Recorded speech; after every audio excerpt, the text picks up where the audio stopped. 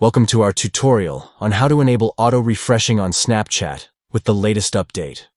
Follow these simple steps to ensure your Snapchat app stays up to date and refreshed automatically. To begin, go to Settings on your Android device.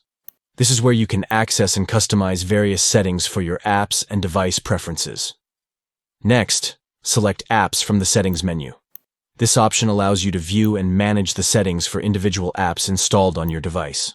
Find Snapchat in the list of apps and tap on it to access the specific settings for the Snapchat application. Tap on Mobile Data and select App Data Usage. This step allows you to control how Snapchat uses mobile data on your device. Finally, turn on Allow Background Data Usage. By enabling this option, you ensure that Snapchat can refresh and update in the background automatically. By following these steps, you can enjoy a seamless auto-refreshing experience on Snapchat, keeping your content and notifications up to date effortlessly. Thank you for watching, and we hope this guide helps you make the most of auto-refreshing on Snapchat.